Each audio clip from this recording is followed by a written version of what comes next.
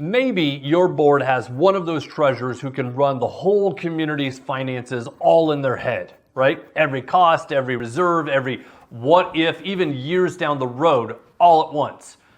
Most boards don't have that person. Most HOA and condo budgets, they're not even built, they're inherited. Someone hands you last year's spreadsheet. You maybe move a few numbers around and you call it a budget. And that's how a lot of communities end up underfunded for years without anyone really even noticing, because nobody ever actually looked at the whole picture. They just sort of copied last year's person's guess, right? You inherited someone else's work, but you don't realize that they inherited the previous treasurer's guess. You might be working from a budget that was created in 2019 and has just been copied over from year to year. So let's fix that. I'm going to walk you through the 7 categories every HOA and condo association budget needs to account for. Now, this is not a line-by-line accounting lecture, just a simple framework you can actually build from. And I've got a free template that you can download to do exactly that, so you can follow along if you want. One disclaimer before we start. Like I said, this is a framework. This is not a finished budget. This is not even an authoritative list that you must follow. On the contrary, this is just a guide, right? So don't use this as this is how you should do your budget. Every community is a little different. A 40-unit high-rise in downtown Miami with an elevator and a doorman has costs that a 200-home subdivision in Colorado never will, and the other way around. So think of these 7 categories as buckets, the big containers that your specific line items will fall into. Your job is to fill them in with the numbers that fit your communities and your community's needs. And notice the words I chose. Annual budget, not operating budget. And that's on purpose. Your annual budget is really 2 things in one. There's the operating, that's the cost of running the community this year. And then there's the reserves. That's money set aside for big stuff down the road, like a new roof or paving the parking lot, whatever. Those major replacements don't typically come out of your operating budget. They typically come out of your reserve budget, okay? 6 of these categories are operating. The 7th really is the reserve. So keep that split in your head the whole time through this video, because mixing those 2 up is a lot of times where some trouble can start. And if we haven't met, I'm Joe Braun. I get to do these helpful videos for Solume, but we'll talk more about that in a little bit. All right, here are the 7 categories. First is administrative and management, and I mean this in the most broad sense, okay? It's not just paperwork or data entry, it's every professional service that keeps the association running as an organization, right? It's a business. So what lives in here? You got your management fees if you use one, right? Management software, accounting and tax, maybe some legal stuff, whether that's a retainer or just having a lawyer that you can call. The other basics would be like postage and printing, or maybe in the cost of running your meetings. And some boards will actually put payroll under here. If your community has anyone on staff, an on-site manager or a front desk receptionist, maybe even security or a maintenance person, that's a real cost. And for a lot of condos, it's actually one of the biggest line items in the whole budget. If you got people on payroll, this is where they live. Of course, as I said earlier, this is not an exhaustive list. And if this is a big enough expense for your community, you may want to put payroll as its own separate category.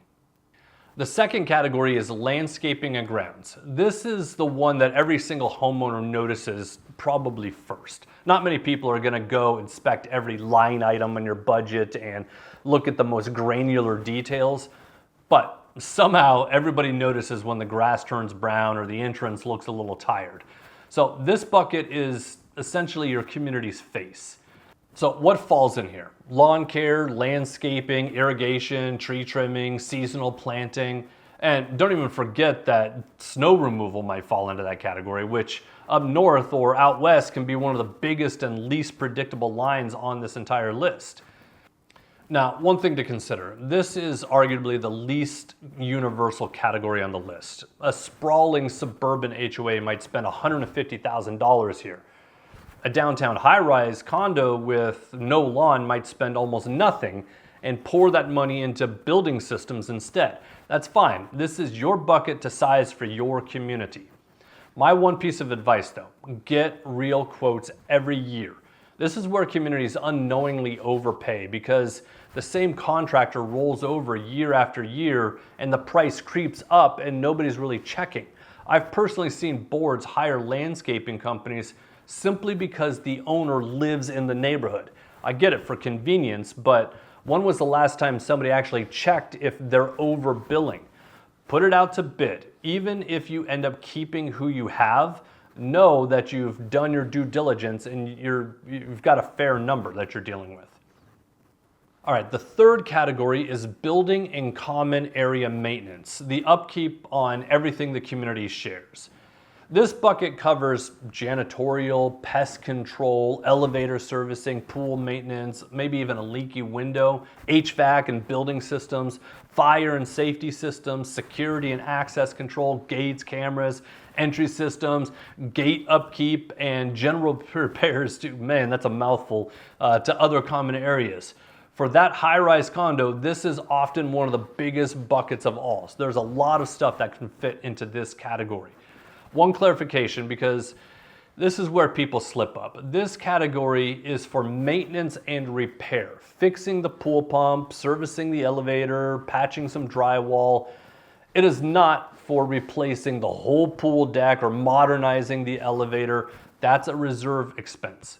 Simple test. If you're fixing it one-off as a repair, it probably fits into this category of maintenance. If you're replacing it as a scheduled preventative maintenance, and it's a big ticket item, that typically is going to come out of your reserves.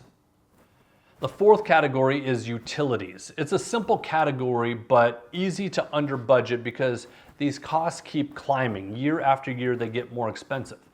What's in here? Electricity for common areas and exterior lighting, water and sewer, which, that can get pretty big fast if you've got an irrigation system or a pool, trash and recycling, maybe gas, any shared service that the association pays for, like bulk internet or cable.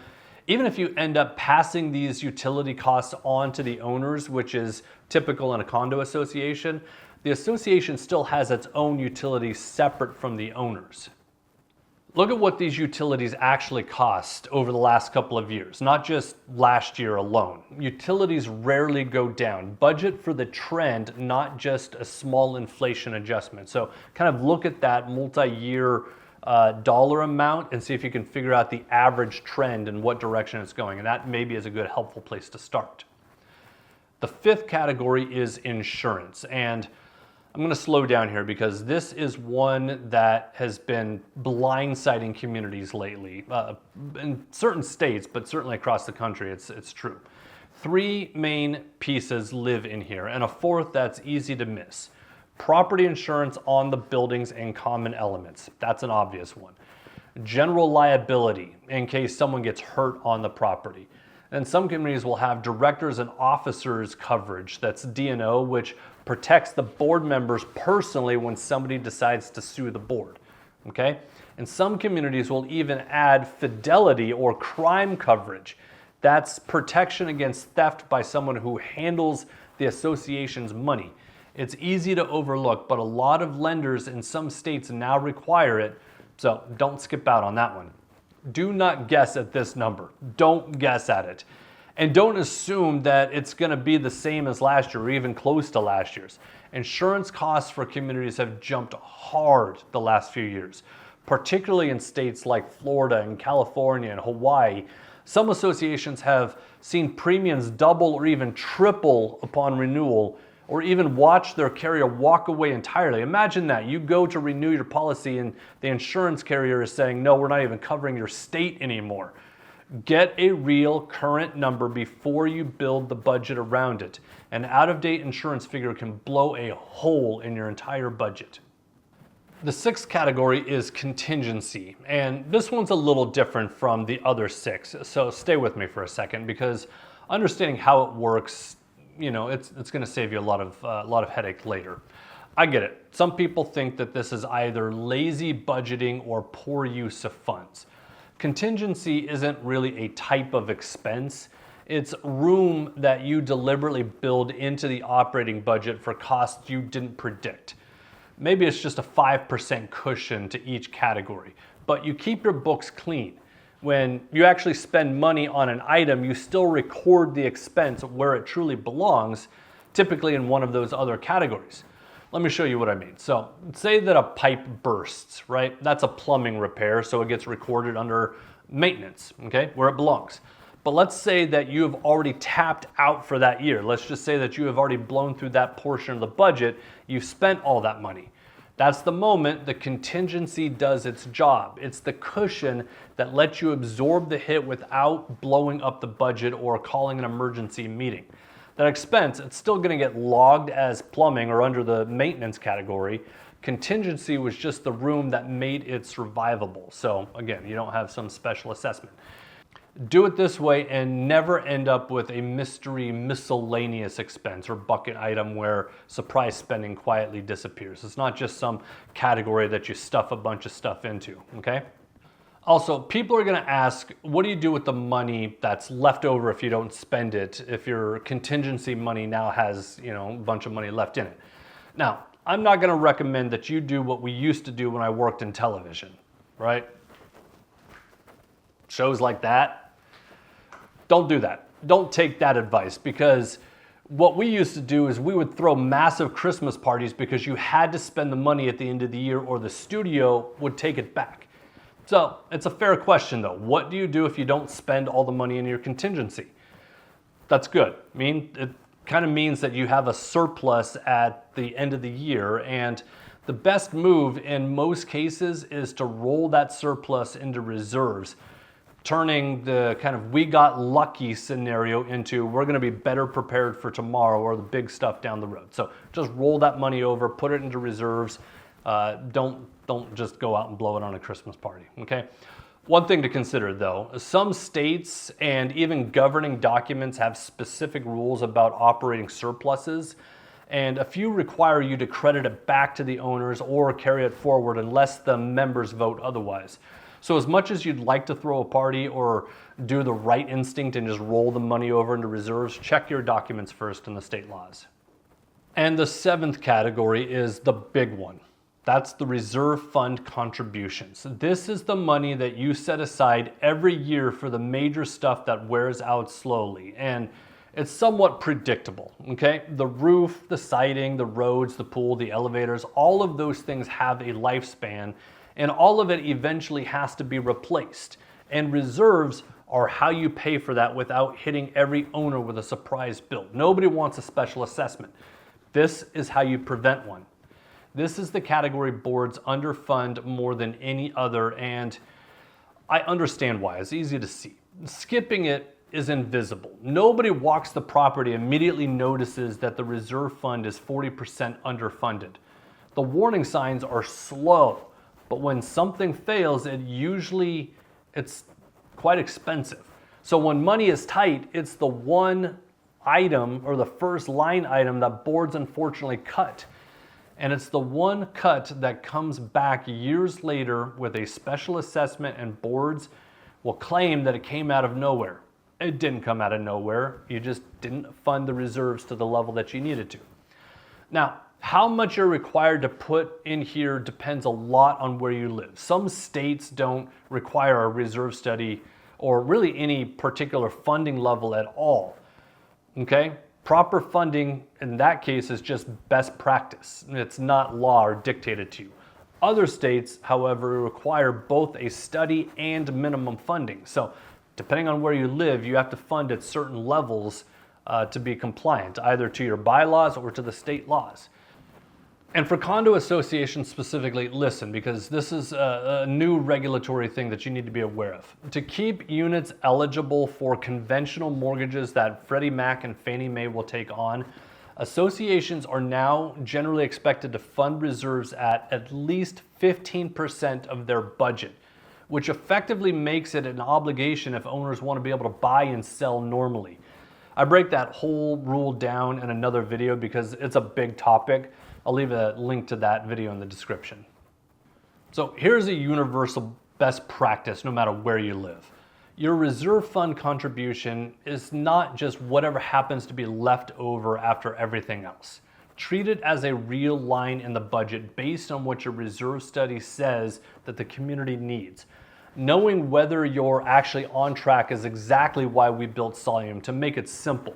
Your study, your balance, you can see what's coming all in one place instead of a PDF over here and a spreadsheet over here and your dues coming in over here and your transactions being logged over here, all over the place. That's all inclusive. It's the best all-in-one management software platform on the market. Now, I know what some of you astute board members have been screaming at the screen for the last 5 minutes. He forgot the most important category. Where's the revenue? Listen, I didn't forget it. I saved it for the end. So here's the thing. Everything that we just walked through, all 7 of those categories are on the expense side. That's the money going out. Again, that's your admin, your grounds, your maintenance, utilities, insurance, reserves, all that stuff. That's what it costs to run your community. But you have to actually pay for all of that. And that money comes in on the revenue side. So a real budget always has 2 halves to it. What you spend and where that money comes from. So what's on the revenue side? The big one obviously is your assessments, your dues.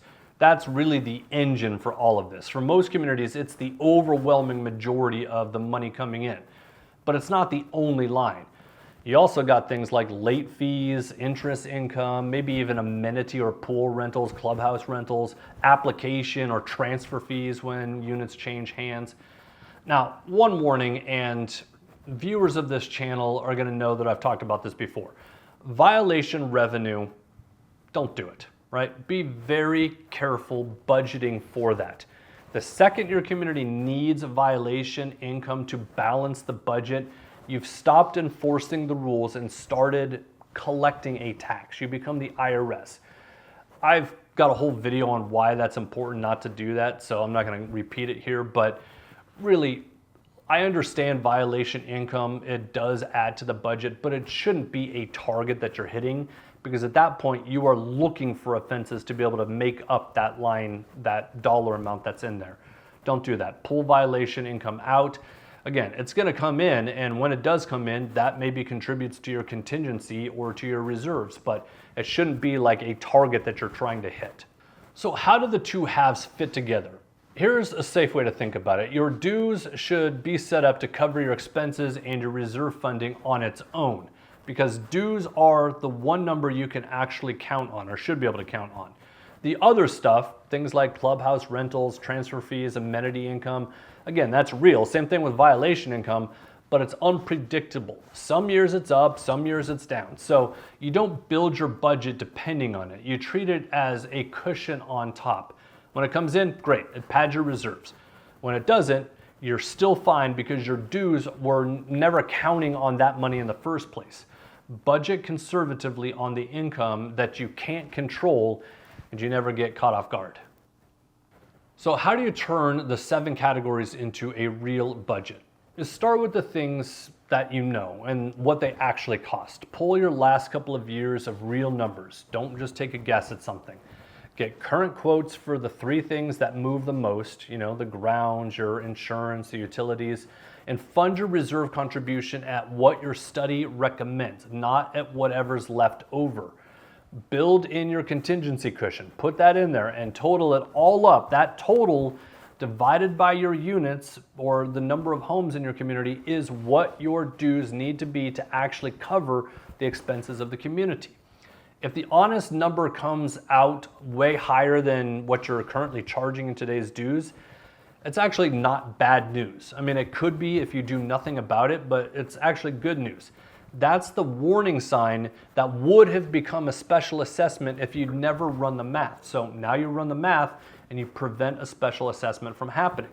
To make this easy, I put together a free budget template with all 7 categories laid out, ready for your numbers. Again, I'll leave a link in the description to that. Now, everything that I just walked you through, most boards try to do just in a spreadsheet.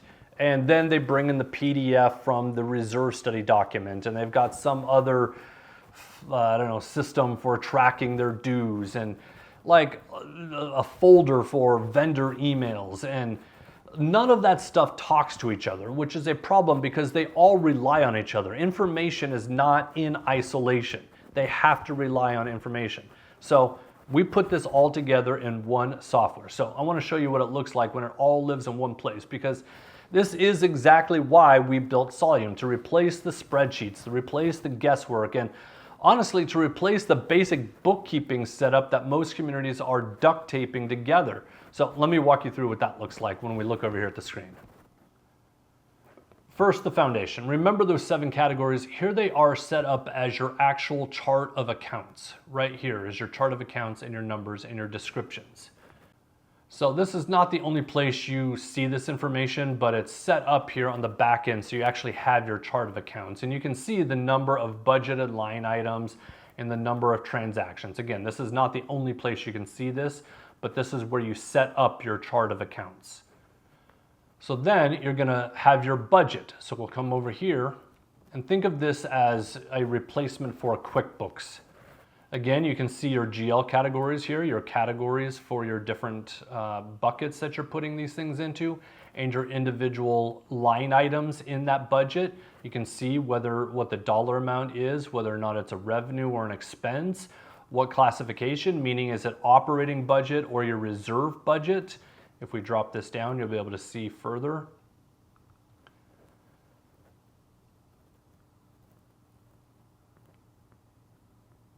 Reserve expenses. If it was a reserve expense and it needed to be tracked under your reserve study, you could associate that budget line item here. Again, here's your categories, your transaction count, your transaction total, and your remaining amount. And at any point, if you want to see what transactions, this is a demo community, so we don't have a whole lot of transactions, but if you wanted to see what the transactions were, you can come in here and dial this down and see all of the linked transaction.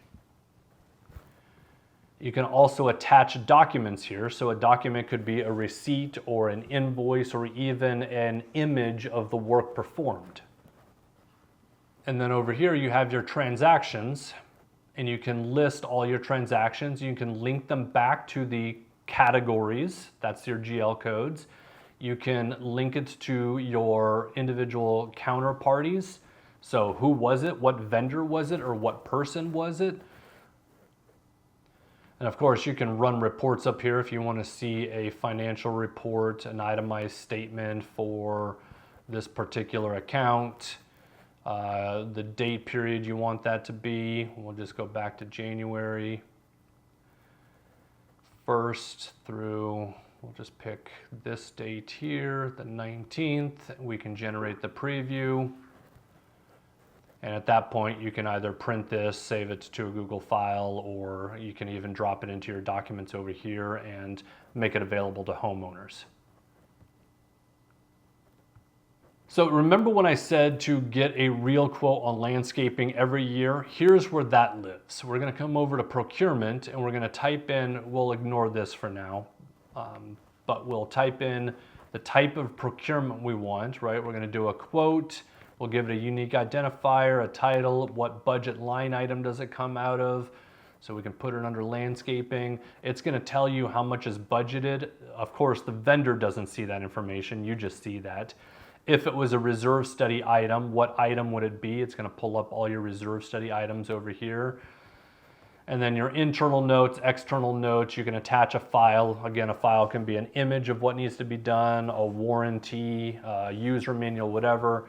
And if we click next, it's not gonna let me because I don't have any of this information. You can select as many vendors as you want, and you can send an item out for bid, and it tracks that information here of what items you sent out to bid, and as submissions come in, now you can see, are they selected or rejected, and based on why, based on what information. Now we'll come over to dues collection and charges. This is the money coming in, dues collection, tracked automatically. You can see who's paid, who hasn't paid, who's delinquent. So we can come in here and say, okay, for last pay period, only 88 homes have paid and 16 are unpaid. So we're gonna look at that and say, okay, who's delinquent? So we can do a filter or a sort. So we can come in here and say, let's add a filter. We'll do payment status is unpaid. And now we have a list of everybody who has unpaid their dues for that particular period of time.